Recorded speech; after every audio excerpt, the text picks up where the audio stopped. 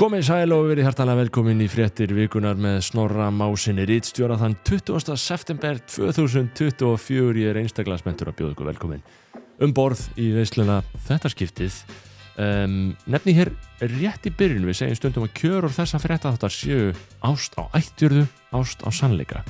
Gæti þetta verið fegur í pæling þegar maður hugsa út í það. Við ætlum að hafa það að leiðarljósi okkar öllum okkar daglegu athöfnum í vikunni. Brýni það fyrir ykkur hér með. Ég nefni það einnig stundum hér í upphafi þáttar að ég í samstarfi við öflug íslensk fyrirtæki. Eitt þeirra er Þorgrímsson, staðurinn þar sem að þú ætlar að fá þér gæða efni fyrir íbúð eða skrifstofuhúsnæði eða ferskan bílskúr sem þetta gerir upp. Hvort það er korkur, gólfefni, viðar, paneler á veggina. Allt mögulegt er Þorgrímsson. Ódýrt gott gæða efni. Tölum meira sem betur það hérna alveg seinast í þættinum og þá er það ekki einu sem auglýsing bíðið spennt. Annað fyrirtæki er Happy Hydrate. Lítið bréf sem tryggir að þú fáir steinefnin og efnin sem þú þarft til þess að líkaminn sé ekki í vökvaskorti. Ef þú ert að hreyfa þig, ef þú ert að gera alls konar dót, þá þarft að fá þessi efni og þú færðu öll með einu svona bréfi á dag eða tveimur. Ferskt, gott, situr í klaka, hristir og ert raunverulega svona ferskar í huganum. Kannski ert alltaf þreytur og kannski það út af því að þú ert ekki að fá þessi efni. Það er allavega möguleiki. Við ætlum að fara og tala við Jakob Birgisson, uppistandara og samfélagsrýni alltaf milli himins og jarðar. Við erum að tala aðeins fréttir vikuna og allt sem er að gerast, en það er samt ekki leiðilegt sú umræða, hún er góð og hún er gefandi. Og ef þú ert að hlusta á hana þátt nokkrum mánuðum síðar, þá ertu ekki að fara að, þið mun ekki vanta eitthvað samhengi, vegna þess að þetta eru allt tímalaust. Síðan tölum við uppistandið, viðskiptamódelið, við tölum hennar bransa, förum aðeins yfir að hvernig menn er að gera þetta, hvernig menn er að vera ríkir eða fátækir eftir atvikum og ég held að allir sem hafa áhuga á skemmtana iðnaðinum gætu haft gott að því að fá þessa innsýn. Við ætlum að bjóða Jakob Birgisson velkomin. Já, ég meina við erum byrjaði núna aftur ég var að segja það er einhver í þvottahúsinu núna að hlusta á því Jakob. Þannig að þetta hefur áhrif. Það er einhver svo alvarlega mikið í þvottahúsinu. Það eru nokkrir í einu. Ég stundum í þvottahúsinu og ég var að hugsa ætli, þú veist, að því maður er að tala hlutverk kynjanna, það er svo áhugavert. Þú veist, ég var að hugsa ætli einhver skilur kona svona létt á fæti svitni í svo þvottahúsinu eins og ég skilur ég er einhvern veginn fattar hvað ég fæ svona sterklega tilfinninguna ég ekki alveg þetta er erfið vinna skilur allavega ekki svona 1,57 kona Nei, hún myndi aldrei svitna í þvottahúsinu jafnvel þótt hún væri í flíspeysu Í hvaða stærð heldur það byrja að svitna?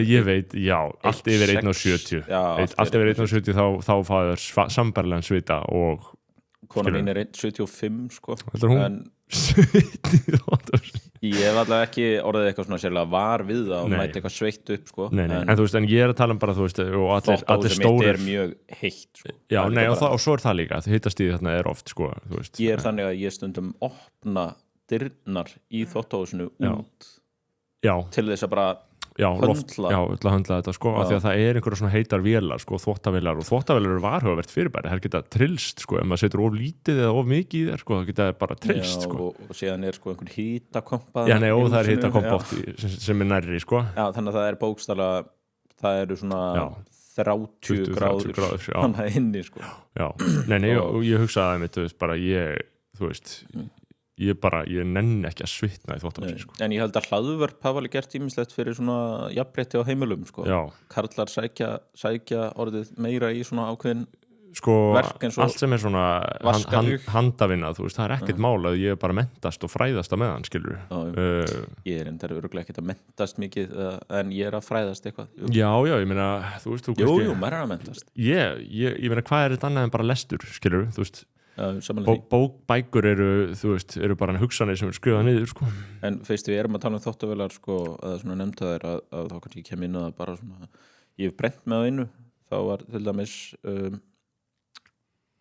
við kona mín vorum ekki alveg meðvituð að það er mjög hættulegt líka að setja allt og mikið í vélina Hversu allt og mikið alveg svona hann að þú kemur yngu fyrir viðbútt Þú átt ekki að gera það Nei, ofhleðsla og vanhleðsla þetta er bæði hættulegt Það skemmir hvað heitir þetta? Trommuna Alveg bara hún fer í rúst og ég var allir með svo oft svona aðeins skammaður fyrir að setja of lítið í hana og þú ættir aldrei að vera með mikið meira en 3/4 Nei, 3/4, það svona viðmið sko. Já, og bara okkar bara skemmtist bara á rúma ári. Ok, og bara af notkun voru það oflaða? Við vorum oflaða. Leiðilegt að heyra, ég vissi þetta ekki. Nei, og ekki vorum mikinn snúninga. Snúninga, 1400, það á að vera 900. Já, þú veist, 1200 bara fínt, en þú veist, ekki nota 1400 nema þú sér bara að taka einhverja tuskur. Og veistu hvernig það virkar, eða þú veist, þessi snúningar, það bara hversu oft þetta fer í hringa? Það var bara tromman, bara eitthvað á yfirsnúning. Og tromman, hvað heldur það sé? Við fyrst við erum að ræða þetta. Þú veist, ég held að sé bara eitthvað snúningsdæmið. Já. Er það ekki? Tromman, ég meina tromma í þvottavél. Og það þannig sko að þetta var sko svakaleg reynsla, ég var með einhverja bara fínustu Siemens-vél eða eitthvað, þú veist, maður ekki alveg hvað, en þetta var bara já, þessu er solid, það þú veist, endast alveg í allavega 5, örugglega lengur 10 ár. Já, var það ekki rétt? Nei, þessi dugði bara árið. Ég held að sé rétt. Foreldrar þínir eru Miele fólk. Já, Miele er náttúrulega, það klikkar eiginlega ekki. Ég keypti Miele. Já, foreldrar mínir höfðu skemmt einhverju 2, örugglega af ofhleðslu og þess áttar, þeir voru með 4 börn. Síðan var það bara Miele. Þá kemur bara stálhlungur inn til þín sem er fokkin þungur, en hann bara skemmist ekki. Og bara eiga hann, ég held 17 ár. Já, það er alveg geggjað sko, en þess að ég keypti Miele og bara venjulega gerð sko, ekkert, þú veist, maður getur alveg keypt þvottavél á 1.000.000 sko, þetta var bara 150-200 skall. Já, þetta er óþolandi peningur, en þú veist, ef þú ert að henda 200 í Miele, þá ertu með í 20 ár. Og þú veist, í Miele það er ekkert app sko. Það er ekkert app, það er ekkert hægt að gera neitt með þetta nema bara þvo og það er bara venjulegi takkar sem eyðileggist ekki. Skilur, það er ekki snertiskjár og ég hugsa þetta er leiðin til þess að láta vélina standast tímans tönn sko, en þá er bara ekkert að fara að breytast í einhverju öðru viðmóti sem veldur því að þetta verður gagnslaust. Það er líka þarf ekki. Nei. Það þarf ekki, en það sem ég lendi í því að ómýta vél því að búin að vera oflaðana út af einhverjum svona. Þú veist, ég skilða, þú veist, þess að ég var mikið að sjá þáttinn og sér hann kannski fór kona mín einstakar sinnum niður og bara eitthvað, af hverju ég eiginlega ekkert í vélinni og það tróði í hana, skilur, þetta var svona, hún var einhvern veginn að vega upp á móti mér og ég var að byrja að tróða einhvern veginn og ég kallaði svona viðgerðamann og hann mætir hana bara tromman er bara ónýtt. Tromman var ónýtt og ég bara, og hvað? Bara ónýtt, ég held að þú getur ekkert gert í því. Sem bara senda mér reikning upp á 20.000 krónur. Ég meina tromma, þú veist, það er ekkert á Google, þú finnir ekkert á Google það sko hvað tromman er. Þetta er svona eitthvað djúp iðnamannamál eða þvottavélamál sko, þú getur ekkert fundið út hvað þetta er sko. Nei. Þetta er bara grunnvélin sko. Já. En nú er einhver þvottavéla sérfræðingur að klóra sér í kollinum við. Já, tímsleika, þetta heiti ekki tromma, þetta er tromla eða eitthvað, álíka, það verið típist. Tromman snýst ekki á þvottavélinni, hjálp á bland.is 2016. Nei, ég meina bara vonandi er einhverjur að hlusta. Já, þannig að ég myndi ráðleggja að ég reyndar fór ekki Miele núna út af því ég þurfti að kaupa þurrkara líka og ég bara hreinlega tímdi því ekki. Já. En við erum með einhverjar Electrolux græjur eða eitthvað sem eru bara mjög fínar. Það eru menn sem spáði sko að sko, þú veist, á svipaðan hátt og þvottavélarnar skilur list á hólmi það að þurfa að handþvo fötin sko, það mun eitthvað sambarlegt gerast með matinn sko, að vélmenni muni bara geta elda matinn sko, það væri alveg flott sko, ég meina það sparaðist heldur mikil tími á sín tíma með þvottavélinni. Það væri mjög flott, það væri líka töff þá að vera að elda. Þú veist, einstaklega sinnum við búðum og svona, til fólk væri eitthvað að bytta og hann kann bara. Já, hann kann elda. Það væri svona svipað bara, þú veist, bara fólk lesi en það bækur, skilur, þú getur lesið þetta á skjá eða eitthvað, skilur, þetta er bara eitthvað rómantík, sko. Ótrúlega skemmtilegt, hvernig talað gáfað fólk. Hefur þetta ekki eftir því? Ótrúlega gáfaður. Eitthvað svona, hefur ekki tekið, það er eitthvað við gáfað fólk. Jú, en það tengt bara bókum með það. Bara einhverju, þetta er ekkert endilega eitthvað svona mjög gáðar einstaklingur, þetta er svolítið sérstætt. Öðrum vettfangi sko að til dæmis kommunismi er það léleg hugmynd að bara gáða fólk myndi aðhyllast hana. Já, ég get alveg, þú veist. Já, þú veist nú. Ég verð að fá að taka undir það. Já, heyrðu, en Jakob, það er margt að ræða sko, við erum komin í fréttir vikunar, við fjöllum málefni samfélagsins, þú veist, það er margt að frétta sko, en maður hefur náttúrulega ekkert eitthvað sérlega mikinn svona áhuga á fréttur öllum sko, þetta er svona misskemmtilegt vandræði ríkisstjórninni, þetta er ástlausa ríkisstjórnar hjónabandið. Jú, þetta er eins og hjónaband þar sem að kótum einhverja góða líkingu. Hjónin eru löngu að hætta að vera ástfangin en þau eru að gera þetta fyrir börnin, vita bara ekki að börnin hafa ekki gott að því, börnunum finnst ekki gaman að hlusta með pappa rífast. Þarf ríkisstjórnin hjónabandsráðgjafa? Það ég heldur þurfa að fá, bara Kristín Tómasdóttir getur komið og sagt, viljið þið prófa að vera í sundur í smá? Er einhver en svona í fullri alvöru þá náttúrulega ríkisstjórnin alveg þetta bara svo fermingavisla nákvæmlega þetta alveg ömurleg ríkisstjórn þú varst nú alltaf að tala matinn hans Loga Einarsson þú varst nú bara að fara að vera með uppistand sko. Þú varst alltaf að tala hann var alltaf með það var í fyrstu uppstandssýningunum minni hann var með svona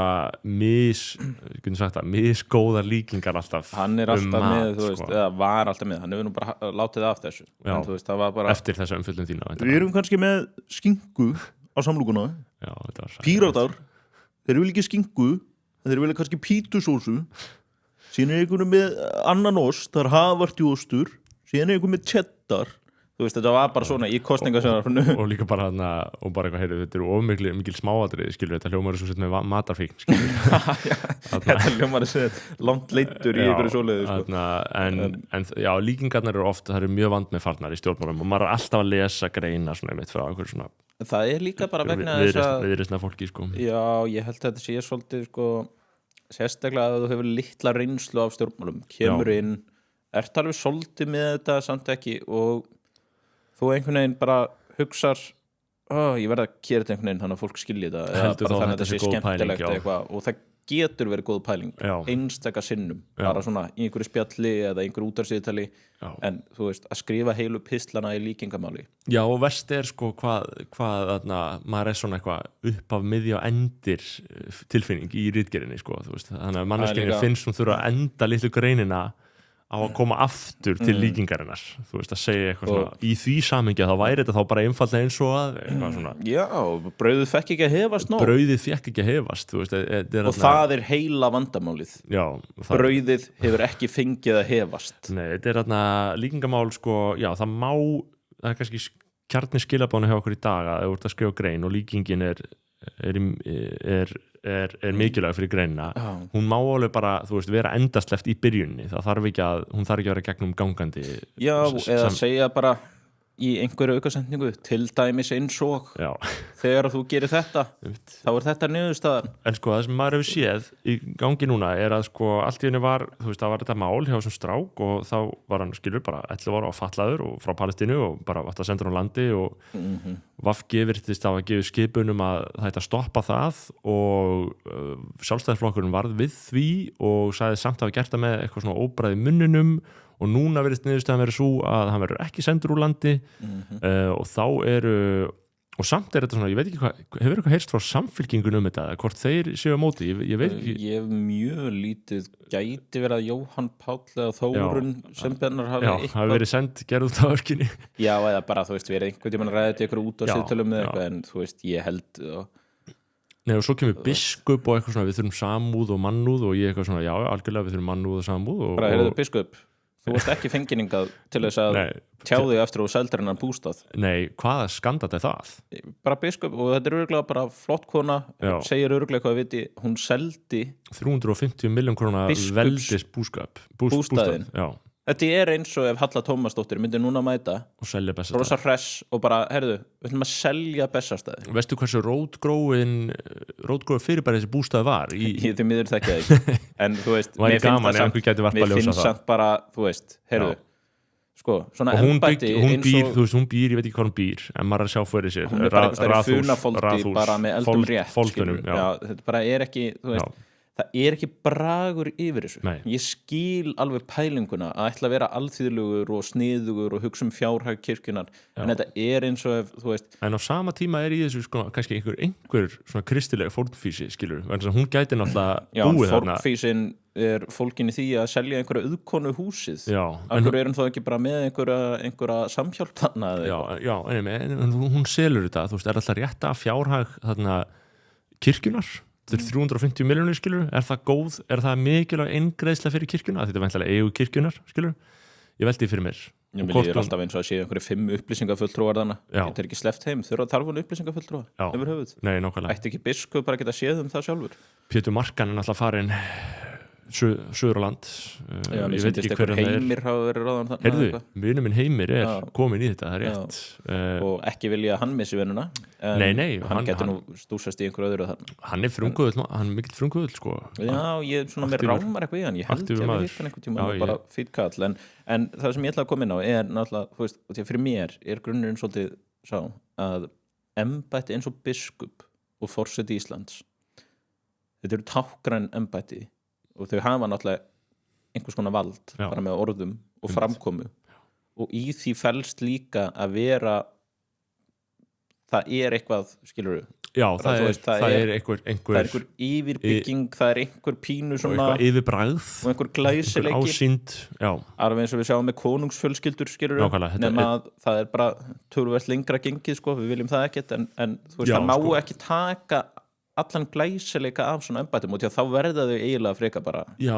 það er eins og einhvern veginn var Bergur Ebbi að lýsa því, sko, í einhverju góður grein að, sko, þú veist að þið er alltaf að tala um að, sko, ekki sé allt gull sem glóir, þú veist, heldur að sumir hlutir, þú veist, hann var að hafna því dæmi, sko, þú veist, þetta er gull af því að þetta glói, skilur það er ekkert meira spunnið í gull en bara það að það glói, skilur þetta er svona sambarileg þýðing að þetta á að vera glæsilegt, sko, en eins og allar stofnanir þá hefur glæsileikin náttúrulega látið bara á þarna látið á sjá, hann hefur minkað og dreigið mjög úr öllum glæsileika í okkar samfélagi, sko og ég veit raun og vera ekkert og líka í fórustu stjórnmálana þá hefur maður alltaf, jú, það er einhver glæsileiki mér Bjarni ágæta glæsilegur þannig séu, sko en svo er ekkert einhugur það, sko ég held að 20% eða eitthvað fylgjandi Bjarni, sko, það er ekki Já, þú veist, þetta finnst samt eiginlega öllum að glæsilegur en þú veist, bara fíla hann ekki og hafa sína ástæðu fyrir því, en við vorum að tala um þetta mál þessa drengs það er náttúrulega þetta er bara svo lélegt eiginlega hjá öllum þetta er bara klúður og mér finnst alveg rétt sem Sigmundur Davíð sagði og þá er ég ekkert að vísa hvað er hans hugmyndafræði eða hans skoðunar á þessu máli, heldur bara þú veist, að það er að nota einhvern 11 ára strák sem er veikur, sem er einhvern svona leiksopp bara í þeirra innbyrðis deilum að einhverju leyti, sko. Já, og það er ef þú hugsaður að fullorðið fólk sé að gera það bara eitthvað lágkúrulegasta sem getur verið að gera skilur þú veist, ef þú hugsaður 11 ára veikan með fatlaðan strák og ég er ekki að segja að VG eða sjálfstæðisflokkurinn hugsi eða beinlinis notum hennan strák til að gera það, skilur Nei, alls ekki, en niðurstaðan er þessi og sko, en það hefði verið að leysa þetta fyrir löngu síðan Já, en þú veist, það sem ég velti fyrir mér er og akkur að draga svona lengi þegar þú veist að þetta er yfirvofandi, þú veist að gera þetta á síðustu stundi þegar menn er á leiðin út af völl Látum lögreglu, 8 lögreglumenn mæta inn á rjóðrið rífa þennan dreng út og fara með hann upp á flugvöll En síðan er hin hliðin á þessu sem er bara að, þú veist, ég er bara ekki að býta hver á hinn pólitíska umræða þá að vera hérna ef að, skilurðu, þú veist, og ég meina hann er kominn og hann er með vernd á Spáni eins og ég skil þetta. Eins og ég skil þetta, þannig að er hann ekki, þú veist, bókstala að koma með vernd. Umsóknarferli. Þeir eru búin að segja að hann fái vernd þegar hann kemur, en það getur tekið eitthvað tíma og þá er ekkert örugt og bara svona beint rennirinn á sjúkrahúsið og svo framvegis, þetta er svona tæknilegt atriði og ég held að mjög fáir getur raunverulega svaraði nákvæmlega. Já, málið er sko að fyrir mér þá eiga stjórnmálmennir að vera þá bara fólki sem tekur erfið umræðu, þú veist, og segir bara nei því miður, skilur, því ef við bara, þú veist, það er bara ef við segjum já við öllum þá segjum við já við öllum og það eru þá 10 milljóna sem koma ég er svo sem, þú veist, og það er þá bara ömurlega grimmileg umræða sem bara væri þá á forræði stjórnmálamanna að sjá fyrir það að fá þið launin sín en ekki að segja eitthvað, við erum bara ekki svona samfélag, bara nei, ég meina við erum samfélag sem gerum ýmislegt slæmt, skilur, það er bara ýmislegt hræðilegt, skilur. Já, en sko því að náttúrulega þekki maður þetta mál ekkert mjög vel, þannig að mér finnst svona frekar óþægilegt að ræða einhverju skilningi út því að þetta er hérna 11 ára þetta er mjög persónulegt mál, sko. En sko ef þau hefðu getað sagt mjög skýrt, við erum búin að tryggja það, þú veist, bara hann mætir hann bara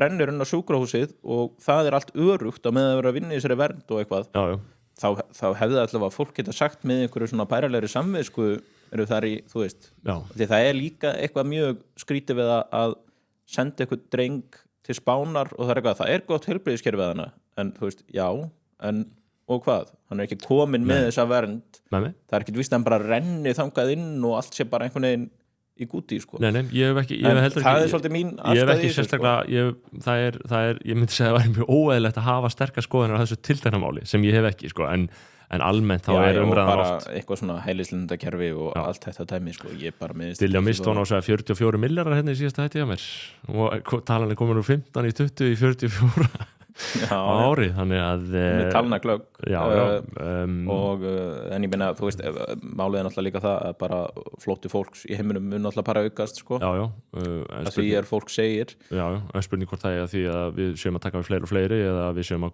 ná stjórna þessu, það ólík ég bara, það verður svolítið áhugavert, sko, en þá líka, þú veist, þá verður samt að vera með eitthvað kerfi sem að raunverulega virkar en það virðist vera að virkað einhverju leyti, sko já, það er bara örugglega fínt, sko, þarna Sjálfstæðisflokkurinn, hann er 15% eða 14 og ekkert gott að frétta þar ástlausa hjónabandið. Það er ýmislegt annað að frétta, við var að lesa það að Brynjar Níelsson verði líklega í stjórn mannréttindastofnunar, sástu það? Á dauða mínum áttu ég von, sagði einn sem ég ræddi við þetta mál, en þetta segir að Hildur Sverrisdóttir hafi gert tillögu að Brynjar Níelsson verði fulltrúi Sjálfstæðisflokksins í nýrri mannréttindastofnun, það er að segja stjórn stofnunarinnar. Og var þetta ekki stofnun sem Brynjar Níelsson sennilega mótmælti eða?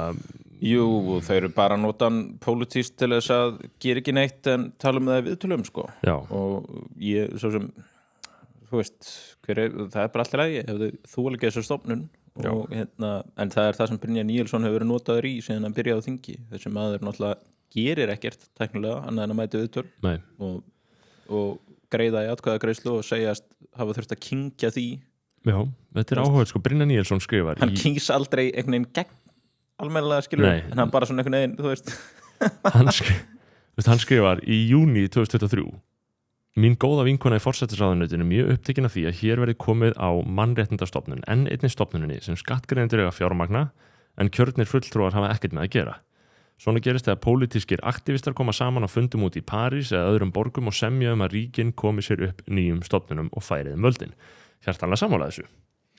Og svo segir hann: Það verði sem sagt safnað saman einhverjum umboðslausum aktivistum í mannréttindum, Þórhildum Sunnum þessa lands, sem hafi endanlegt vald í mannréttindamálum. Útgjöld skattgreiðenda munu aukast mjög, allir fatlaðir munu fljótlega rétt á sundlaug heima hjá sér og þeir sem hafa upplofið mótlæti í lífinu eiga rétt á bótum. Alltaf kostar skattgreiðenda. Örugglega verður ekki skortur á nýjum uppfinningum á sviði mannréttinda í henni nýju stofnun. Og núna er Brynjar komin þarna. Og hann er komin þarna, umboðslaus aktivisti. Og við greiðum og skattgreiðendur borga brúsan. Ég fletti í lögum mannréttindastofnun. Þetta er þessi ný stofnun hafa að vera að samþykkja þetta. Að þar kemur til dæmis fram að forsætisnefnd Alþingis ákveði þóknun fyrir setu í stjórn mannréttindastofnunar Íslands. 5 manna stjórn tilnefnd af flokkunum eftir svona einhverjum tölfræðilegum lögmálum, þú veist, það hver á að fá til hennar. Og svo er framkvæmdastjóri og svo starfsmenn undir framkvæmdastjórunum í mannréttindastofnun. Þannig að hann er í þessari pólitísku stjórn. Ég er náttúrulega hluta mér hugsar að það sé fínt að hafa hann þarna, sko, sem rödd svona ákveðina skynsema, því ég er líklega sammálunum alls konar atriði, sko. Það er bara Sjálfstæðisflokkurinn hugsa bara eitthvað, hvern viljum við hafa þarna og þetta þeirra framlag, það er bara allt í lagi. Og hann segir að sér varaþingmennsku til þess að fara í þetta, sko, vegna þess að það þykir ekki eitthvað, þú veist. Það á ekki að vera þingmaður allavega. Nei. Annað sem ég sá forvitnilegt í lögum mannréttindastofnun er að við kosningu í stjórn skal þess gætt að hlutfall kvenna og karla sé sem jafnast og ekki minna en 40% þegar fleiri en 3 fulltrúa er að ræða. Það kemur ekki veg fyrir kosningu fólks með hlutlausa skráningu kyns í þjóðskrá. Hlutfall kvenna skal þó aldrei vera minna en 40%. Og þú veist, ég er að reyna að skilja textan. Það á að vera 40 og 40 eða 40 á lágmarki nema þess að síðan þetta kemur ekki veg fyrir kosningu fólks með hlutlausa skráningu kyns en hlutfall kvenna skal þó aldrei vera minna en 40%. Þannig að hlutfall karla mætti vera minna en 40%, kannski 20%. Í fyrstu málskurinu væri bara sagt að 40% af því að þar stendur, sko, í kosningu skal þess gætt að hlutfall kvenna og karla sé sem jafnast og ekki minna en 40% þegar fleiri, þannig að þá væri sénsinn þinn á kynhlutlausa aðilanum 40% konur, 40% kallar og 20% kynhlutlaust. Já, ég held að þetta mun þróast örugglega á næstu árum, þessi jafnréttis sjónarmið í stjórnum með breyttum tímum, þá mun þetta verða ennþá flóknara lagskiptara. Brynjar upplifir sem Karl, hann er þarna sem slíkur fulltrúi. Ég vænti þess, já. Nei, þetta hérna, þú veist, þetta ekki kannski líka einmitt hluti af ástæðinu fyrir að fólk ekki alveg kannski einmitt að taka sjálfstæðisflokkin sérstaklega trúverðunan hérna og það þeir komu fyrir hann okkur sínum góða flokksgæðingi á tímum þar sem að fylgið 15% þeir létu sig að vera á móti þessari stofnun, kominni samt á koppin, þú veist. Já, þú veist, þetta bara klassíst og náttúrulega ástæðan fyrir að fólk hefur einhver trú á sjálfstæðisflokknum með vegna þess að þeir eru með svona 2-3 útsendra, bara Jón Gunnarsson, Brynjar Níelsson og síðan alltaf einhver einn annar, kannski Óli Björn eða eitthvað. Þetta ásýnd flokksins. Já. Það þannig, þeir eru allstaðar, út allt, þeir eru sjálfstæðisflokkurinn og þeir stýra alltaf miklu á hana. Og flokkurinn ekkert búin að ákveða, þau ætla greinilega að reyna að ná með í flokksfylginu fyrir að viðreisna fylginu. Já. Og þú veist, þau eru bara ómikið að elta, sko. Annað í þingmálunum þá verið að búa til sagt, nýtt merki fyrir Alþingi sástu það? Já, það var nú bara alltaf lagi. Já, þarna búið að taka fánan úr því, sástu það? Já, ég sá það. Ég vissi að þú myndir hafa einhverja skoðun á þessu. Já, ég meina finnst þér ekki ég get ímyndið að vera þessi kannski ekki alveg viljandi eða hvað? Nei, en ég meina augljóslega eru þess að skoða smáatriðin, skilur, ætti ekki þjóðfánin að vera í merki þingsins? Ég veit ekki hvað tíðkast í þessu. Hvað almennt? Það var ekkert vitlaust, sko. Þetta verður náttúrulega alltaf í litunum en náttúrulega verið eitthvað svona einfalda teikninguna mjög mikið þannig að hún eigi við í einhverjum stafrænum heimi en síðan veldi oft fyrir mér. Ætti ekki bætt stafræn tækni að geta ráðið við flokkurinn merki? Það nefnilega það sem ég veldi fyrir mér. Það alltaf verið eitthvað einfalda fyrir stafrænan heim. Síðan hugsaði ég, þetta merki hefur aldrei truflanir. Hvað það að fara að gera? Einhverja svona hreyfistiklur fyrir einhver stóri eða þú veist? Já, ég meina merki Alþingis fær andlitslyftingu. Þú veist, þetta eiginlega alveg eins en það bara búið að einfalda það, sko, og gera, þú veist, Mér finnst þetta ekki til bóta. Ja, náttúrulega, þú veist, það klárlega fallegra fyrir neðan, bara svona blaði hitti bara mjög mikil einföldun, þú veist, það engar smáar línur eða neitt slíkt, sko. Nei. Þannig að þetta bara mjög skýrt. Þetta til þess að tölvan ráði við merkið. Já. Þetta gert til að tölvan ráði við merkið. Það eitthvað grunnsalegt við þetta. Flott stúdíó sem að gera þetta, þau eru með húsnæði þannig í prikinu, en já, þú veist, mér finnst þetta merki ekki ljótt, en ég skil alveg pælinguna að þú veist. En þetta enn einn aðfyrirna fánanum, sko. Ég sé svo smálega hvernig fánin passar ekki inn í þessa teikningu, sko. Já, það væri býsna erfitt kannski að koma honum þarna. En ég verð að segja, mér finnst hitt merki bara geggjað því ég horfa á það. Alveg ónauðsynlegt. Mér hefur þótt hitt bara mjög flott, sko. Já.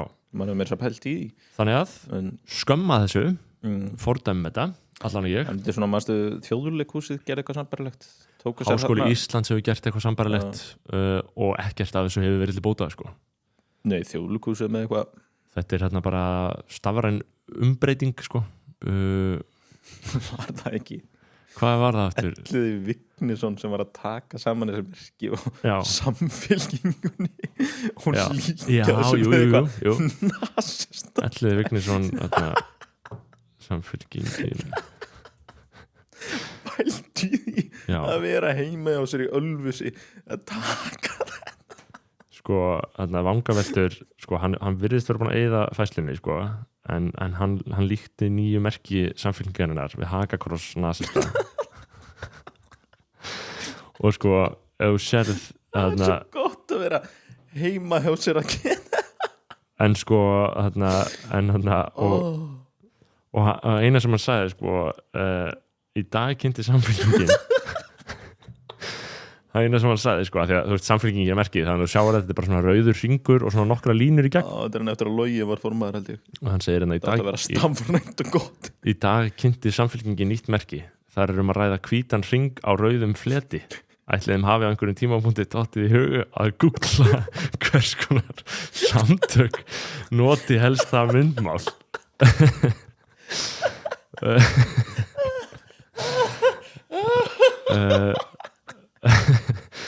Þetta var sko eins og mér þykir vænt elliða vinn minn, sko, þá var þetta náttúrulega svolítið langt selst. Já, þú veist, þetta segir eiginlega meira til hvað hann er að hugsa en nokkur annar. Já. En þetta er bara svo fyndi. Það var líka fullt af fólki gett móðgað og brjála sem var aflaust eina. Karen Kjartansdóttir sagði þetta brjóstum kennanlegt kjaftæði. Já. þarna, já, þetta var nasíska samfélkingamerkið, þeir komist í gegnum það en það hefur fylgið bara rokið upp eftir að þeir voru með hennan rauða hring á hvítum fleti. Já, núna erum við með rós. Þeir eru með rós, já, það eitthvað svona baráttutákn, sko. Hún breytti þessu, hún breytti þessu aftur. Já. Það búið að Siggi Odds teiknaði þarna. Já, hitt allt svona hönnunarstofa, skilur við. Við erum ekki auglýsingastofa, við erum hönnunarstofa. Búin samt til slagorð sem hræðileg. Já, þetta fekk einu svona heyra þegar ég var á hönnunarstofu, sko, sem var auglýsingastofa, en þú veist, þetta svona leið til þess að friða sálarlífið hjá listamönnum, hinum þjáðu listamönnum. En þú veist, með stefna strikið sem þessi teiknistofa eða hvað þau Já. Það flott stofa, sko. Já, þetta Væsapel og félagar á Auður Albertsdóttir. Og þeir náttúrulega bara taka við verkefninu og gera það, en þú veist, ég alveg sammálaður, það má alveg spyrja sig. Útmá fánan, þannig að það sé hægt að setja... Já, vegna þess að þeir verið að tala þetta svo að virki betur á stafrænu formi. Já. Sen hef ég aldrei séð neitt af þessum merkjum á stafrænu formi. En það bara hættaði í notkun eftir að vera svona ljót. En já, þetta þess að tölvan ráði við merkið. Það bara afskaplega vafasöm Ég skil það ef þú ert Icelandair, skilurðu, út í að þú auglýsir svo mikið bara í Instagram stories og eitthvað með einhverjum hreyfistiklum og eitthvað. Já. En sko, lagt var upp með að nota áfram Alþingishúsið sem einkennismerki en endurteiknaði einfaldari mynd svo það hendi betur fjölbreyttri notkun samtímans. Það hefur verið svo gætt, það hefur bara ákveðið var að nota smiðju húsið, nýju skrifstofu. Mér finnst smiðja bara flott, sko. Mér finnst ekki það sko. Flott þarna listaverki í andirinu sem er svona einhvers konar pendúll, ég veit ekki alveg hvað ég bara sem myndir á því, sko, en ég náttúrulega bara gengið hana framhjá, sko. Já, en ég verði að segja, mér finnst það bara hefnað hús, sko, ég er ekki sammála Sigmundi þó að þetta hann hafi viljað Guðjón Samúelsson, sko. Það hefði verið flott líka, sko. Allt flott, sko. En þetta nýja myndræna einkenni Alþingis, ég allavega sett fyrirvara þetta með fánan, það mætti alveg hafa þjóðfánan hann inni, sko. En þú veist, bara einhver svona lámar sjálfsmynd, sko. Fánin er nefnilega ennþá upp á húsinu, sko. Hann er bara blár. Það er bara ekki þjóðfánan okkar. Nei. Fleiri mál í vikunni. Jakob Birgisson er hérna komin til okkar. Ef þið eru að tjúna inn núna, sem enginn er að gera, þá erum við að byrja bara svona í miðjum þætti. Þá erum við sko að tala það, Jakob, núna fólk er að tala að sé eitthvað rotið í samfélaginu. Áður við höldum mikið lengra þá nefni það hér í framhjálhlaupi að fréttir vikunar eru í samstarfi við öflug íslensk fyrirtæki. Eitt er Reykjavík Fótó. Reykjavík Fótó er sú verslun þar sem þú getur fengið allt sem tekist hljóði, mynd eða ljósi á ótrúlegu verði. Þannig að ef þú vilt búa til professional efni, það er fagheiti, þess vegna leyfi mér að nota það ensku, þá getur þú fengið ótrúlega ódýrar græjur til þess að gera það í Reykjavík Fótó. Talaði bara auðgauruna, þeir redda þér. Annað fyrirtæki er Myntkaup. Bitcoin er á meðal rafmynta sem hafa vakið mikla athygli sem nýr og ferskur eignaflokkur á sviðinu. Fólk á Íslandi eru flest að kaupa Bitcoin í gegnum Myntkaup. Það er örugga og einfalda leiðin til að kaupa Bitcoin, segi stundum. Samþykkt af fjármálaeftirlitinu meðal annars. Þannig að ef þú vilt dýfa tánni í þennan nýja eignaflokk, gerðu það í gegnum Myntkaup. Það gerir ég sjálfur. Að lokum stutttilkynning frá öðrum samstarfsaðila. Ný kynslóð Toyota CHR.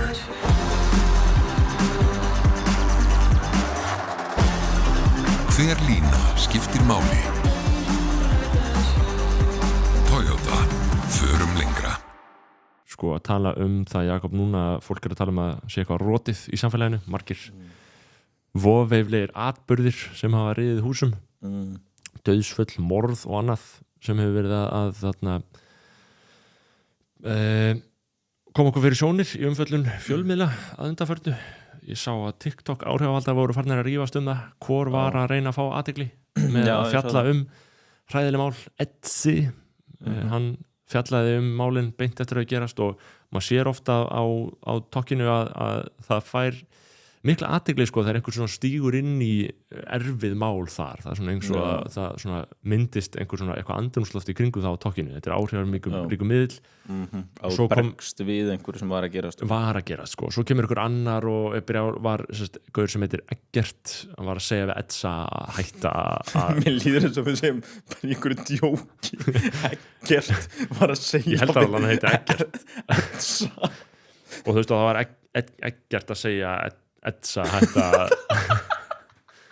hætta að leita athygli í gegnum þetta já, en meira síðan var hann bara sjálfur að leita athygli í gegnum það að segja Edsa að hætta sko en sko mér finnst það sem gerist í þessar umræðu sko er að þú veist, það geta hræðilegir atburðir skeð og þeir hafa sannarlega skeð ég velti fyrir mig hvort að ástæða sér til endilega alltaf að draga upp einhvers konar orsaka samhengi á milli sko samfélags ástands og svona tilviljanakendra sjaldgæfra atburða tölfræðin er stundum skrítin sum árin og vissulega bendir sumt til þess að jú að hnífaofbeldi og annað sé aukast og það er staðreynd sko en annað er þegar svona einhverju ótrúlega hlutir gerast sem bara enginn hefur skilning á sko og þá verða allir að einhverjum svona veistu hvað við, það byrja allir að skrifa þetta svona nú ætla ég að segja það sem mér finnst það sem er að gerast bara, heyrðu, ég er ekki bara best að hafa sem fæst orð í bili, skilur Jú, að einhver leiti er það örgulega best en ég held kannski að fólki líði eins og allavega eins og svona stungu árusur og slíkt sko, að þetta sé einhvern veginn ekki þessi hægt að vera tilvílunarkennt það atriði er inn í þessu sko en ég er að tala hina atburðina líka já, það er náttúrulega tengist þessu ekkert sko en stunguárásurnar eru þarna, þær eru að aukast og það er eitthvað hel sjúkt í gangi þar já, en síðan virðist einmitt vera sko almennt eins og ég skil það að ofbeldi sé ekkert endilega aukast eitthvað ótrúlega mikið þú veist, heldur ekki heimilisofbeldi og svo frammiðis, þú veist, allavega eftir COVID hefur þetta verið að minnka töluvert og svona eitthvað en, þú veist birtingamynd ofbeldisins sé að breytast einhvern veginn, þetta verður töluvert svona harðara og viðbjóðslegra með þessum vopnaburði og það er náttúrulega, þú veist já, ég veit það ekki ég meina, nú leið þér illa sem úlingi, skilurðu á tímabilum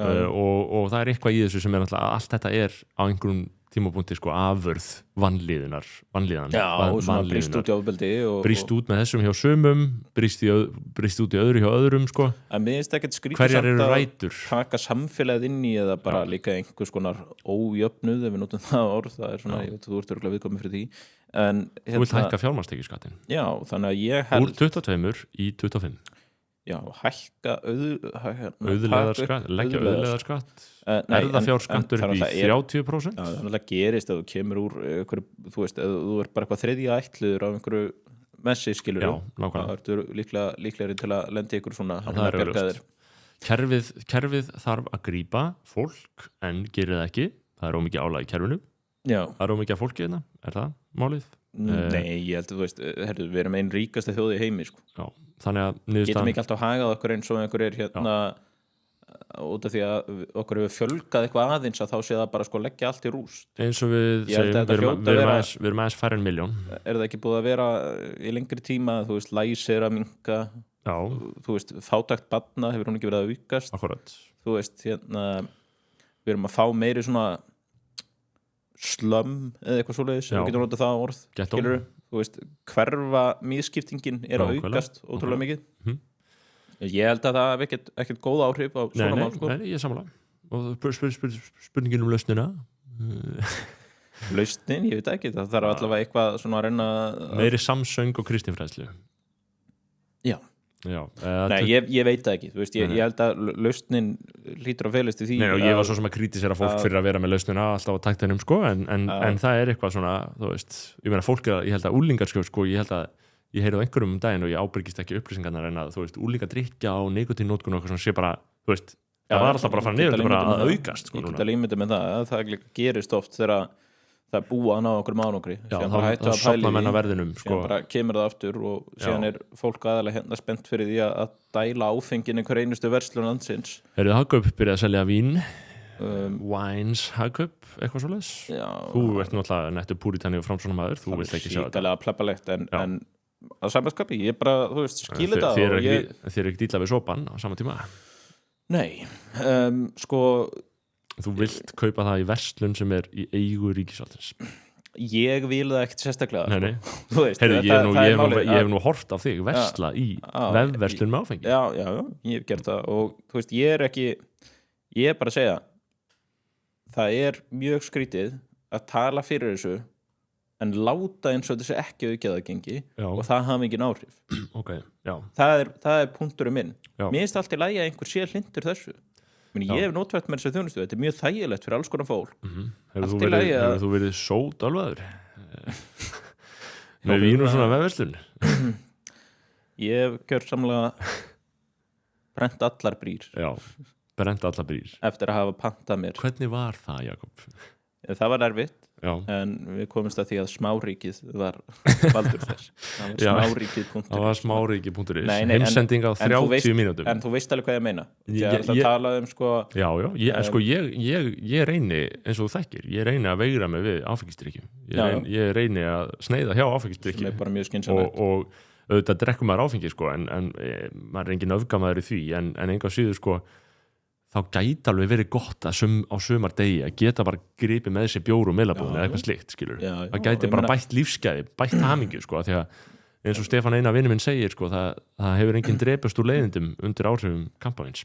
Nei, og ég held að það sé alveg rétt hjá honum og ég er ekkert svona harður á móti þessu, ég er bara að segja, þú veist Þú vilt að fólk tali hreint út hverjar afleiðingarnar eru, sko, en ekki að eða bara hugsanlegar afleiðingar slá ryki í augunum fólki. Já, og þá er þetta alltaf eitthvað svona það eru engin börn að fara að kaupa þarna og maður er eitthvað, nei, en þetta snýst ekkert bara börn geti keypt áfengi, sko. Nei.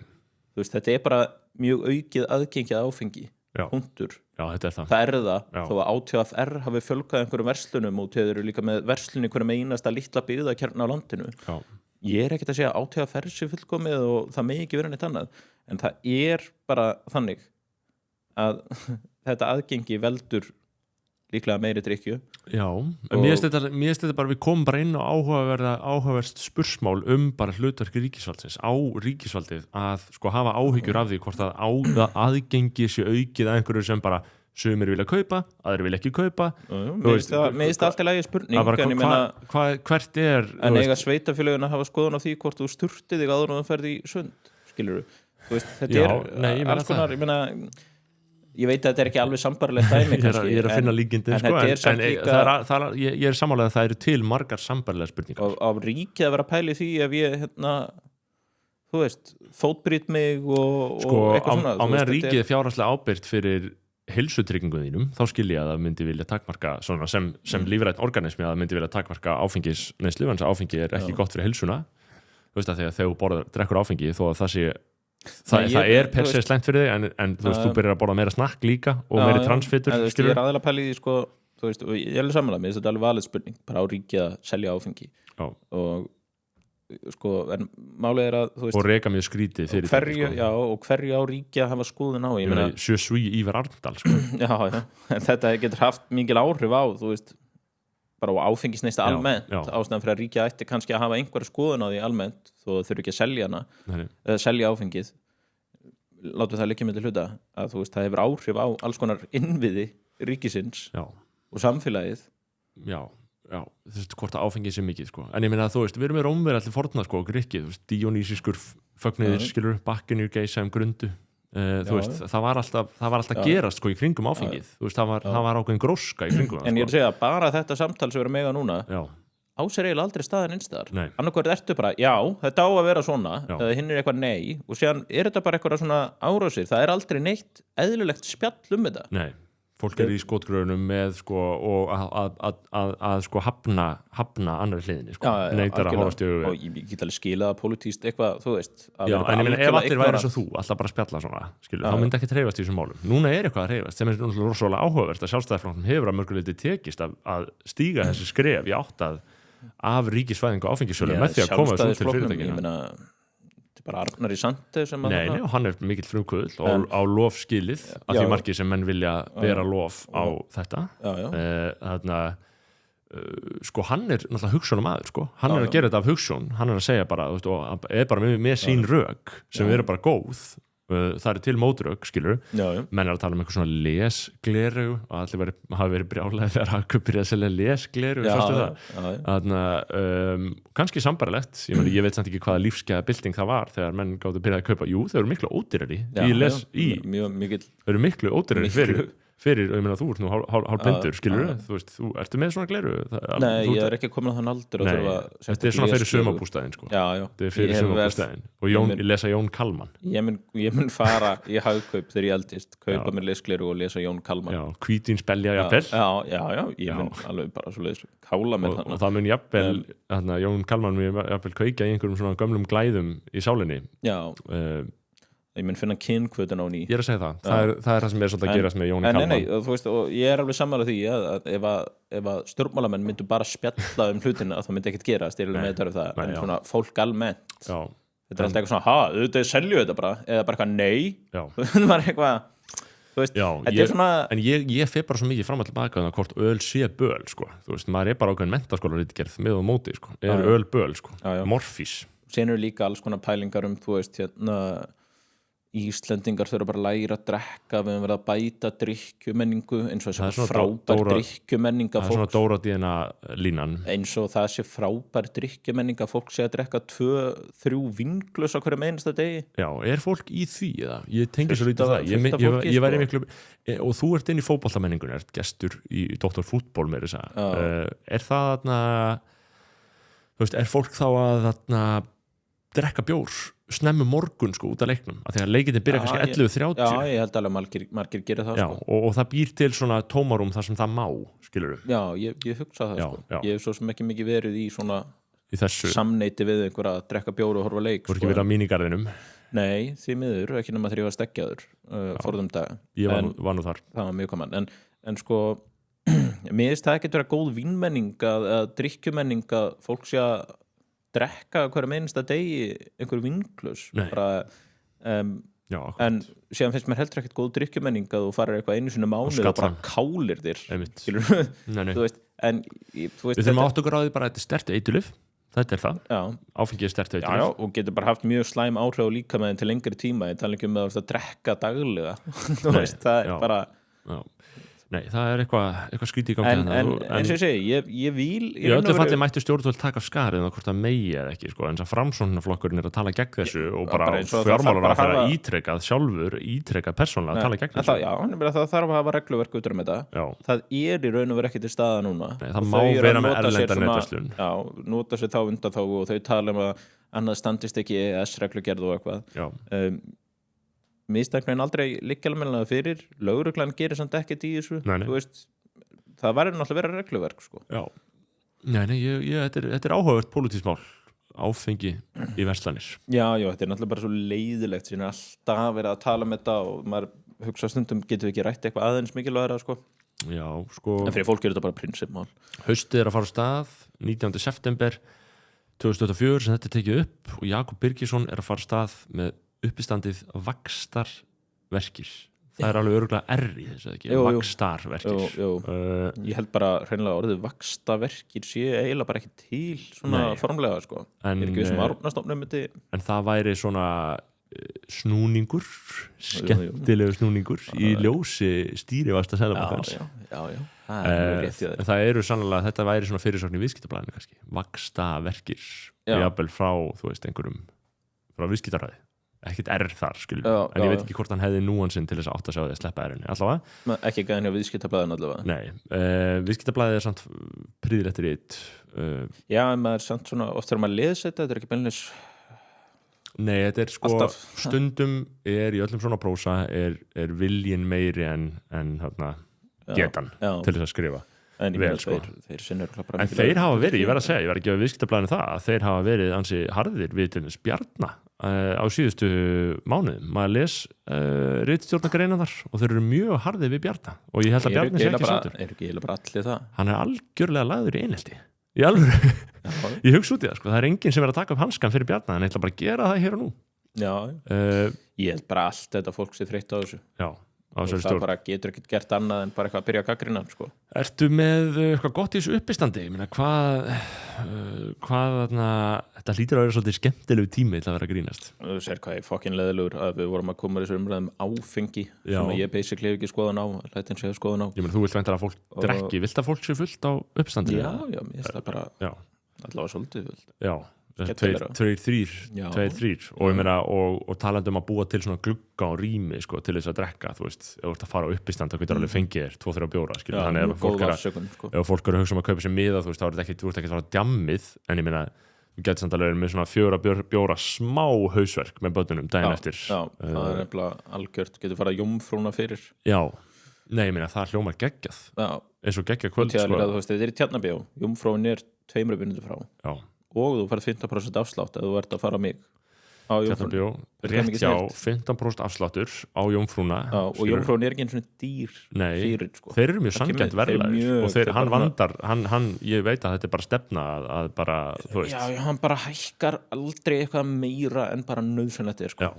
Sem er bara mjög gott. Nei, en jú, þetta er, held ég, sko, þetta er skemmtilegt uppistand, en ég náttúrulega er ekki búin að frumsýna laugardegi. Þú frumsýnir það á morgun þegar þetta kemur út. Já, þannig að ég hef bara trúið því, en það er þannig með allt uppistand sem ég hef gert að bara mér líður alltaf eins og þetta verði svona naglinn í líkistuna. Já.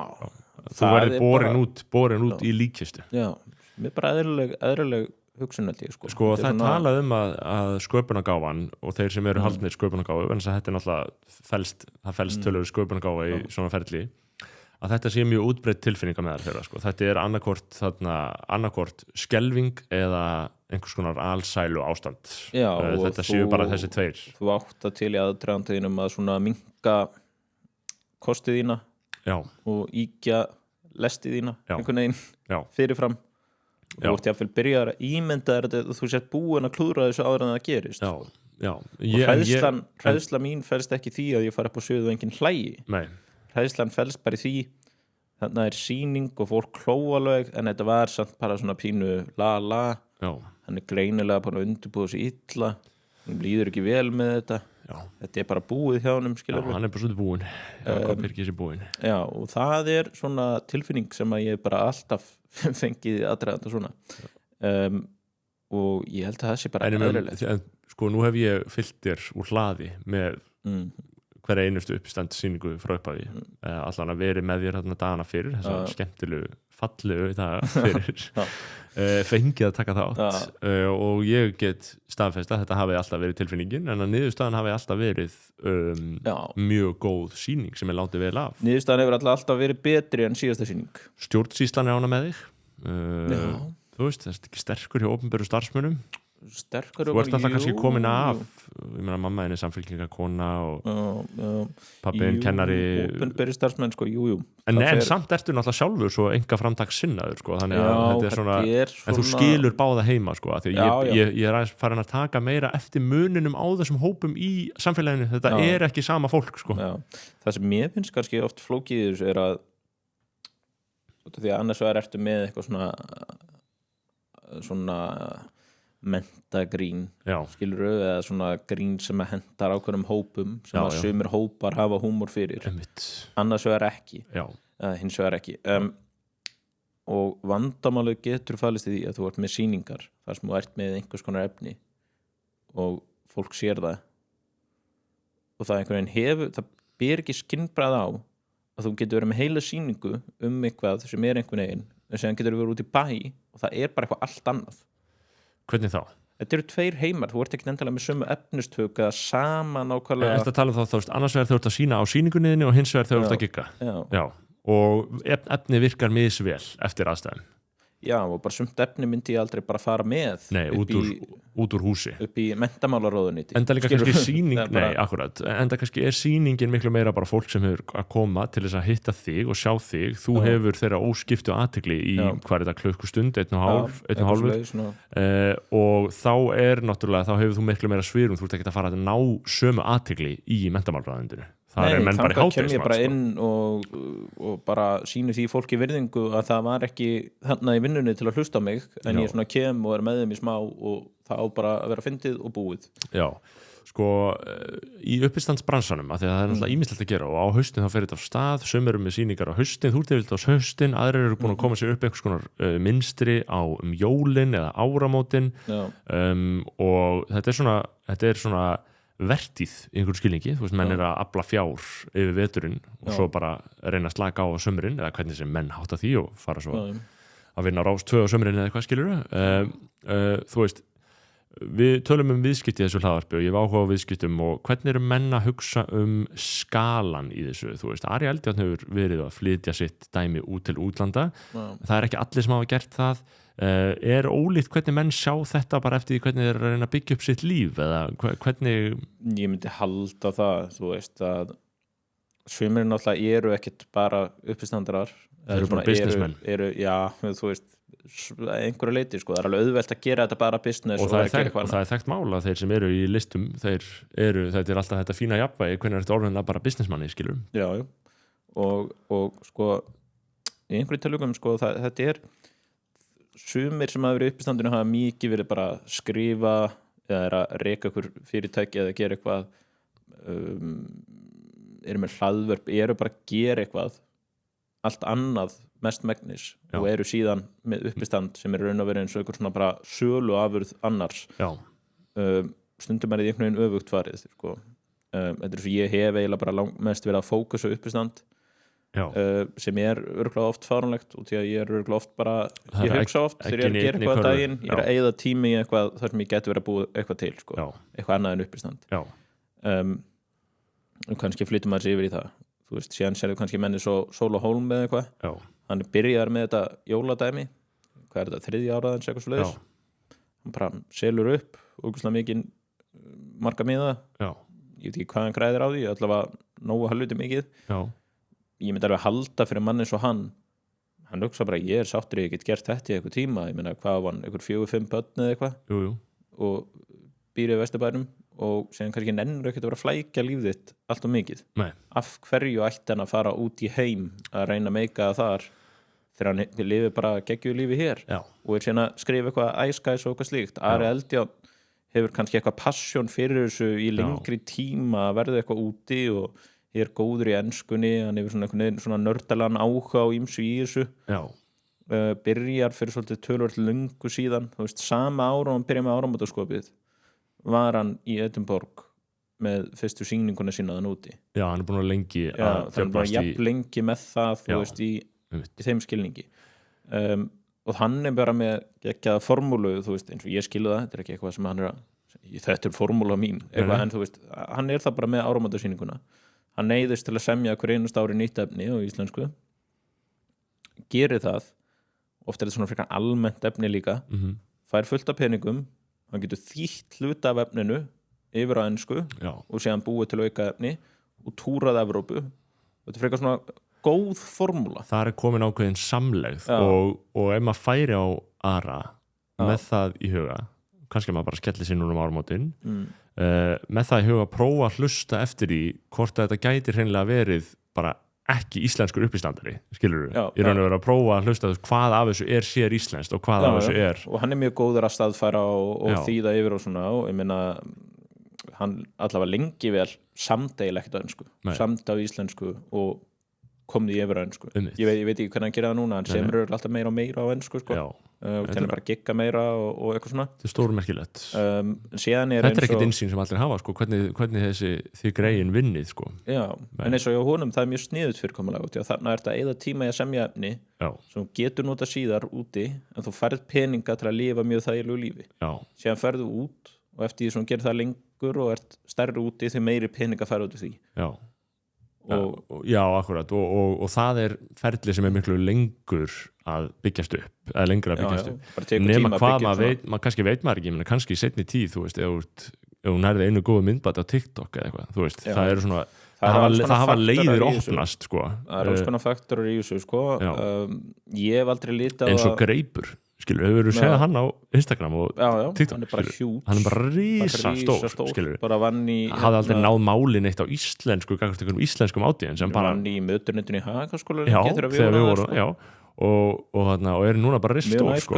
Já, frábær maður, sko þannig að, en sko, og í sambandi við efnið, hvort sem nýtt eða gamalt, þú veist, þá er það svona keppikepli, eða ekki keppikepli, heldur bara svona skilyrði sem menn setja sjálfur sér, ef þeir eru að fara út með nýja sýningu, þá eru þeir ekki að endurvinna efni, nema einhverju mjög takmörku já, leyti, sem minnst, sko, stundum er eitthvað efni sem eru slæðist inn í einhverja sýningar, eitthvað efni sem þú vilt taka inn, breyta aðeins og ná því út, sko já. En þú veist, markmið er það alltaf að þú sért eiginlega bara með nýtt efni Já. Þetta getur eitthvað verið líkt með einhverju eða eitthvað breyst, þú er bara að taka einhver aðra pælingu og reyna að breyta henni en þú veist, eins og á mér Já. það verður alltaf 85% bara alveg nýtt efni Já. síðan er kannski eitthvað fyllefni sem ég nota Þú sem að eitthvað gera grína minni hlutahópum mjög mikið, Já. Mjög Já, þá ætla ég ekki að fara Nei, en þetta er áhugaverður heimur, sko Já. og ég mitt hugsa oft hvort ég sé að spila hann vitlaust eða Já, rétt ég var bara að hugsa, sko, út frá markaðslegum forsendum, sko, hver viðskiptamódelin eru, sko Já, viðskiptamódeli mitt í raun og veru væri það að ég neyði mig til að vera allavega 2 ára fresti með glænýja sýningu Já. Það er ekki bara síst til þess að ég lifi þetta af, sko Endurnýir, því að þú verður svo útrúlega þreyttur á því að endurtaka brandarana aftur og aftur Nú, ef þú nærð sýningu sem ferð á fínt skrið og þú ert að selja með og svona, þá getur þú bara grætt ágætlega á því. En síðan síðan ertu náttúrulega auglýsaði og svona og þá koma fyrirtækin, allar þessar veislur, félagasamtök, hvað það er, halda einhverja fundi og viðburði og bóka þig. En þetta er EHF, ekkert helvits frí. Einmitt, og þar er bara mjög fínn peningur. En þú veist, þetta er svona, ég veit það ekki, þú þarft alltaf að vinna mikið og því lengur svo að gera það, því meiri pening færður, sko. Nákvæmlega, sko, við erum búin að vera í næstu klukkustund, Jakob, það er september, það er 19. september, þú ert að fara að byrja með sýninguna á morgun. Það var léleg sölur eða? Nei, þetta var góður. Ég bara nenni ekki, veit það, ég er bara að fatta það. En sko, ég vil ekki sölur þess, við vorum eiga samtal, sko. Það er það sem ég áhengna við ritstjóraborðið, sko. Þetta er eins og kona mín sagði mig, vandamálega er, þú ert ekki trúður. Nei, og það... Ég hef ekki gaman af svona svona skrýpalætum og stundum neyðist maður eitthvað, þú veist, í aðeins til þess að vera í Gísla Martini og eitthvað svona og taka eitthvað gummavinni í Gísla Martini og eitthvað svona, en þú veist, almennt er ég bara ekki þar, sko. Þannig að ég myndi segja að þú sért náttúrulega eðlisfæri nokkuð þunglindu maður, sko, og það er það sem er að selja fyrir mig inn á sýninguna, er bara þarna kemur maður sem sér hlutina á okkur ljósi og varpa ljósi á málin út frá því, sko. Já, en þess vegna, sko, hef ég líka oft pælti hvort ég sé bara rangri hillu. Já. Vegna þess að þú veist, hver er markhópur fyrir þunglindan uppistandara? Já, eða þess að fólk sem að sækir í það. Það er þetta. Ég held að fólk sæki svolítið í gítar og FM 957 og já, en ég veit fólk sem verður ekki sátt þegar Eyþór Ingi mætir og byrjar að vera með eftirhermur. Ég veit fólk sem hefur ekki gaman að því. Og ég almennt verð að segja þegar ég er í einhverjum viðburðum, sko, hvort sem það eru tónlistamenn eða uppistandarar, sko, þá finnst mér þetta truflun í veislunni, sko. Ef ég er í veislu, segjum að ég væri í veislu hjá flottri lögmannsstofu og ég er að eiga samtal við einhvern bara einhverja yfirtöku. Skilur? Hann er að segja mér eitthvað yfirtöku. Ég veit það. Og það kemur einhver uppistandari, þá væri ég bara, heyrðu, nú þarf ég að býða þetta af mér og ég þarf jafnvel að þykja slægja, skilur. Þú veist, þannig að ég er í raun og vera móti fólki eins og þér, sko, þótt að mér þykja ég væntu þig, sko. En síðan eru náttúrulega sýningarnar mínar kannski ekki bara ég að vera þunglindur, sko. En ég hef svo ekki alveg velst af hlátri á sýningu og ég veit, þetta er ekki alltaf að vera þunglindur, sko, en ég er að segja, skilur, með ákveð perspektíf á hlutina, skilur, sem er mitt lífsviðhorf, þitt fallega lífsviðhorf, uppbyggilega lífsviðhorf. En það eru þetta alveg rétt, sko, og maður finnur þetta stundum að fólk er mismóttækilegt í veislum fyrir því að fá mann. Já. Og sumir sitja bara. Eru konurnar að elska þig meira en kallarnir? Mér leið kannski meira þannig. Ég held að hafi nú svona aðeins breyst líka. Já, þú er náttúrulega fjallað það að þinn helsti skvís og markkópur hafi verið mömmur vinaðina, eða mömmur vinkvennaðina. Já. Og svolítið að ná þeim. Svona 50 konur hafa verið alveg. en eftir sem að ég eldist og verð sko pæli minna í já, hvað öðrum finnst já. þá eru örugglega alltaf fleiri og fleiri ógíslegir karlmenn sem fíla mig Já, ég ætla að færist meira til hægri líka sko, bara eftir því sem að þú segir bara það sem þú hugsar þá fílar augljóslega. Við vorum nú að tala um þvottavélar í upphafi þáttar, ert að fjalla um heimilislífið, vaxtaverkir, þú ert að vaxa úr grasi út með 2 börn sko og kom með íbú og Tómasar og við erum nágrannar þarna og við þekkjum það báðir að fjölskyldulífið, það lætur ekkert að sér hæða þetta hluta tilverunni, ert að fara inn á þetta svið sko, fjalla þess Já, ég kem aðeins inn á það verður svona aðeins smá yfirferð bara Já, og ég held að margir tengi við það sko, þú sérð bara ákveðin Instagram algoritma sko, þar sem maður fær bara myndbönd af svona eitthvað, hvernig að vera pappi sko, þú veist Ótrúlegt hvað algoritmi minni líka mikið bara eitthvað einhver svona verið að auglýsa ykkur upp eða eitthvað sem segja mér að ég sem eitthvað tráma Já, þeir vita og bara alls konar svona, það ótrúlegt sko. Já, Jakob Birgisson, höfum einhverju vit að bæta? Ég hvet fólk til þess að bara googla Jakob Birgisson vaxtaverkið eða Jakob Birgisson uppistand eða hvernig það er Tix.is og bara kaupa með það og drífa sig að fá miða, ég veit ekki hvort sem þá miðar eftir á frumsýningu en það hljóta allan að vera miðar á næstu sýningar og bara skilurðu, segja við konuna heyrðu, ég held að við getum haft gott og okkar samband að fara að sjá þessa sýningu en þess að hann að spegla mikilvæg máli í samtímanum og fá okkur 3-4 hvernig bjóra eru menn að drekka, er ekki Carlsberg? Carlsberg er svona solid uppistand svona... Já, Carlsberg, svona smá svolítið lettur, jómfrúin fyrir ég meina, ég held að vera í alvörunni þú veist, og nú er ég ekki einu svona að reyna að selja ykkur neitt ég fæ engar hlut mjög fínt kvöld kvöldin gerast ekki betur en það þau getur mestalagi á þessu stíði lífsins verið fínt kvöld ég meina, það er nefnilega fína sko, þetta byrjar 8:30 og er í Tjarnarbíó þægilegt að vera sirka þessu svæði rölt yfir sko. og jafnvel ef þið eru ekki skilur að býða með eitthvað pössun að býða heima skilur ef þið eruð laus eftir þetta getur þetta verið frábær leið til þess að byrja kvöldið sko. og auðvitað fara í að því að menn eru búin að deila sko, hversu margir bjórar eru besta uppæðin sko. Besti fjöldin sko.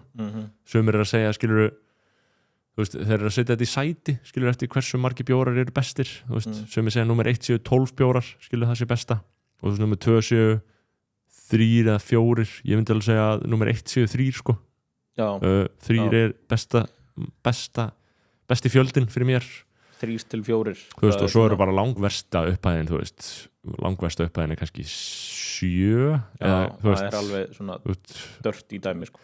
Já, þá ertu að fá alltaf versta skilur ekkert að þið besta þú veist, hann er að segja skilur þú getur prófað þessa uppistandsýningu með skalan og talið bjórana mjög gaman að prófa það þannig að öðru leyti og helst trufla sýninguna líka Já, og ég meina, ég hef nú alveg séð þig þú getur alveg tekið svona fólki í gegn sem er eitthvað með skæting Ég trufla mikið á því Nei, herru, Jakob Birgisson og þið heima segjum þetta í bili Takk kærlega fyrir, það var ótrúlega gaman að koma og fá hans að ræða þetta Jakob Birgisson rasisti Það er ekki skal ég segja þér í lok þáttar ég reyna að nefna hérna sér í samstarfi við öflug fyrirtæki Þótt Þorgrímsson Happy Hydrate, Myntkaup og Reykjavík Fótó Þetta sigga vinn okkar á Þótt Þorgrímsson Já, hann er í framkvæmd Já, ég þarf að fara yfir það með sigga Við vorum eitthvað að segja hann að prófa það sko. Já, ég meina það er í Þótt Þorgrímsson er þetta að fá gæðaefnin sko, og ekki dýr sko. Heldur bara ég held að sé ekkert endla gott fyrir fólk að fylla alltaf plasti sko, ef úti það farið sko. Nei, ég held að það sé bara hverju sem er það er að hugsa hvaða gólfefni þetta er alveg stór flötur í rýminu þannig að viðurinn er góður og auðvitað sjálfsagt fullt af þessum parkettum sko, eru góð sko. En svona gott við að parkett eða korkur eða eitthvað slíkt korkur er þetta dæmi sem margir voru að nota þetta var í eldhúsum í gamla daga og svona, korkur er nefnilega svolítið dottur tísku allan gólf Já, en sko Þótt Þorgrímsson eru korkmenninir við veit bara allt um þetta og þetta er bara anda góðu dæmi í því sko, þetta er í grunninn bara ég hef komið í svona á heimili þar sem að korkgólf er og það er útrúlega sko þægilegt líka að labba á þessu Já, og sko í talningum með börn sko þau eru ekki að meiða sig á korkgólfi sko, þetta gefur eftir sko þetta er bara rosalega flott sko, getur verið mjög smart og til í alls konar litum Já, þetta er nefnilega hljómar ekki byrjunis það þyrfti svolítið að rýbranda eða bara komið svo korkur er flottur en þetta er svona eins og þannig hvað notaður svona gerfi parkett eitthvað svona Vinil og harðparkett Já, maður alltaf að heyra þetta í harðparkett þú veist þetta ekki alveg heldur gott brand sko, en kannski það gott brand sko, fyrir sumum og margir vilja náttúrulega ekki fá sér parkettið fyrir en sko, þú veist